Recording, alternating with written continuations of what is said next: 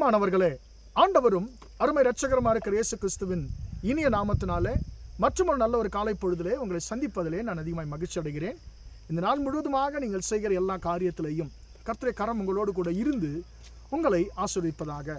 அன்பானவர்களே, என்னாகமத்தின் புஸ்தகம் 24ஆம் அதிகாரம் 1ஆம் வசனம் இப்படியாக சொல்லுகிறது: இஸ்ரவேலை ஆசீர்வதிப்பதே கர்த்தருக்கு பிரியம் என்று சொல்லி அந்த வார்த்தை சொல்லுகிறது.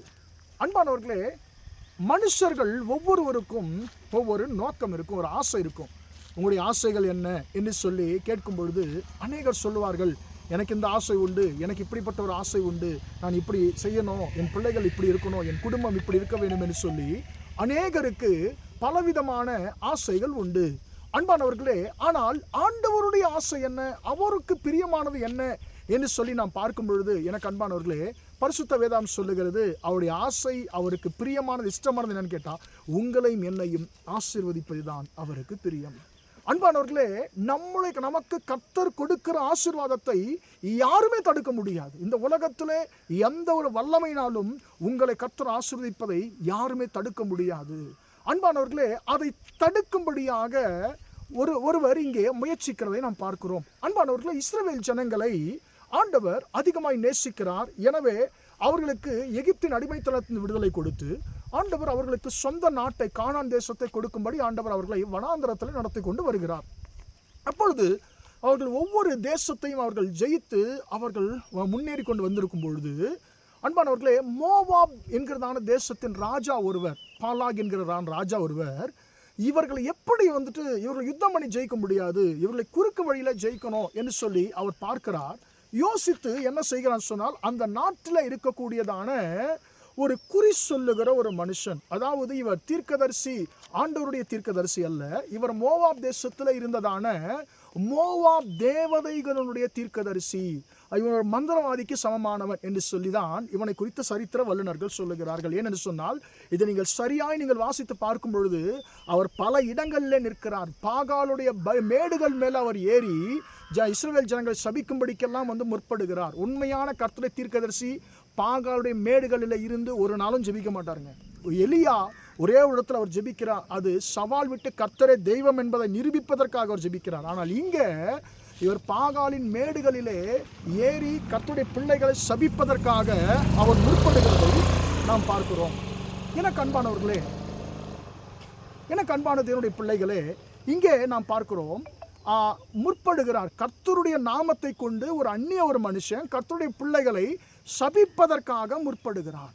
எனக்கு அன்பானவர்களே, ஆண்டவரிடத்தில் உத்தரவு கேட்கிற நான் அவர்களை சபிக்கணும் என்று சொல்லி, ஆனால் கர்த்தர் சொல்லுகிறார், அவர்களை ஆசீர்வதிப்பது மட்டும்தான் எனக்கு பிரியம், நீ போக வேண்டாம், அந்த ஜனங்களை சபிக்க வேண்டாம், அவர்கள் ஆசீர்வதிக்கப்பட்டவர்கள் சொல்லி எத்தனை முறை இந்த பிழையாம் இஸ்ரவேல் ஜனங்களை வேறு வேறு இடத்திலிருந்து போய் இங்கிருந்து சபிச்ச ஆண்டவர் அனுமதி கொடுப்பாரோ, இங்கிருந்து இவர்களை சபித்தால் ஆண்டவர் அனுமதி கொடுப்பார் முயற்சிக்கிறார்.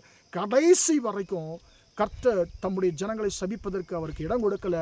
முடிவிலே நடந்தது என்ன தெரியுமா? ஒரு நாள் வந்தது, சபிக்க முற்பட்ட பீலையாம் அவன் மடிந்து போனான், கொல்லப்பட்டான். அன்பானவர்களே, சபிக்க தூண்டினதான ராஜாவும் கொல்லப்பட்டான் என்று சொல்லி வசனம் சொல்லுகிறது. எனவே எனக்கு அன்பானவர்களே, வசனம் சொல்லுகிறது, இந்த மனுஷனே சொல்லுகிறான், யாக்கோவுக்கு விரோதமான மந்திரவாதம் இல்லை, இஸ்ரவேலுக்கு விரோதமான குறி சொல்லுதலும் இல்லை என்று சொல்லி இதே பிழையாம் சொல்லிவிட்டு அவன் சொல்லுகிறான். எனக்கு அன்பான என்னுடைய பிள்ளைகளே, உங்கள் ஆசீர்வாதத்தை பாழாக்கும்படியாய் ஒருவேளை மனுஷர்கள் குறுக்க வழியிலே முயற்சி செய்து கொண்டிருக்கலாம். உங்கள் ஆசீர்வாதங்களை பாழாக்கும்படியாக, உங்கள் குடும்பத்தின் நிம்மதியை பாழாக்கும்படியாக ஒருவேளை மனுஷர்கள் குறுக்கு வழியில் அவர்கள் யோசித்துக் கொண்டிருக்கிறார்களோ, நீங்கள் ஒரு நாளும் நானும் அதை குறித்து பயப்பட தேவையில்லை. உங்களையும் என்னையும் கர்த்தர் ஆசீர்வதிக்க சித்தம் கொள்ளுவார் என்று சொன்னால் அந்த ஆசீர்வாதத்தை தடை பண்ணக்கூடிய வல்லமை இந்த உலகத்தில் எந்த ஒரு சக்திக்கும் கிடையவே கிடையாது. எனவே கர்த்தர் சொல்லுகிறார், என் மகனே, என் மகளே, உன்னை ஆசீர்வதிப்பதுதான் எனக்கு பிரியம் என்று சொல்லி கர்த்தர் இந்த காலை வேளையிலே உங்களுக்கு வாக்கு பண்ணுகிறார். ஜெபிப்போமா? இரக்கமுள்ள தகப்பனே, உம்மை நன்றியோடு துதிக்கிறோம், ஸ்தோத்திரிக்கிறோம். இம்மட்டுமாக அந்த வார்த்தைகளை கேட்ட நம்முடைய பிள்ளைகளை ஆசீர்வதியும் ஐயா. இஸ்ரவேலை ஆசீர்வதிப்பதே கர்த்தருக்கு பிரியம் என்ற வார்த்தையின்படி தகப்பனே, நீர் எங்களை ஆசீர்வதிப்பதைத்தான் விரும்புகிறீர் ஆண்டவரே. நாங்கள் ஆசீர்வாதமாக இருப்பதைத்தான் நீங்கள் விரும்புகிறீர் ஆண்டவரே. அப்பா, நாங்கள் எங்கள் வாழ்க்கையிலே தகப்பனே ஆண்டவரே, உம்முடைய அன்பை நாங்கள் புரிந்து கொள்ள ஆண்டவரே எங்களுக்கு உதவி செய்யும். ஆண்டவரே, நாங்கள் தகப்பனே ஆண்டவரே, அவர்கள் எங்களை சபித்து விடுவார்களோ, அவர்கள் எங்கள் குடும்பத்திற்கு விரோதமாய் ஏதாவது மாந்திரிகம் செய்து விடுவார்களோ என்று சொல்லி ஆண்டவரே, இன்றைக்கு ஆண்டவரே ஸ்தோத்திரம், எங்களை அநேக நாங்கள் பயந்து கொண்டிருக்கிறோம். ஆனால் நீ சொல்லியிருக்கிறீர் ஆண்டவரே, அப்பா நாங்கள் எங்களை ஆசீர்வதிக்கப்பட்டோம்னு சொல்லியிருக்கிறீர் ஆண்டவரே. எங்களுக்கு விரோதமான மந்திரவாதமோ குறி சொல்லுதலோ இல்லை என்று சொல்லியிருக்கிறீர். இயேசுவின் நாமத்தினாலே தகப்பனே, உம்முடைய பிள்ளைகளுக்கு விரோதமாய் செயல்பட முற்படுகிற உம்முடைய பிள்ளைகளுடைய ஆசீர்வாதத்தை ஆண்டவரே ஸ்தோத்திரம் திருட முற்படுகிற ஆண்டவரே, எல்லா விதமான அந்தகாரத்தின் வல்லமைகளை இயேசுவின் நாமத்தினால் ஆண்டவரே கட்டி சபிக்கிறோம். ஆண்டவரே, இந்த நாள் முழுவதுமாய் நம்முடைய பிள்ளைகளோடு இருந்து நீரே இவர்களை ஆசீர்வதித்து நடத்தும்படியா இயேசு நாமத்தில் ஒப்புக்கொடு ஜெபிக்கிறேன், ஜீவனுள்ள நல்ல பிதாவே. ஆமேன், ஆமேன். பிரியமானவர்களே, கர்த்தர் உங்களை ஆசீர்வதிப்பார். Praise the Lord.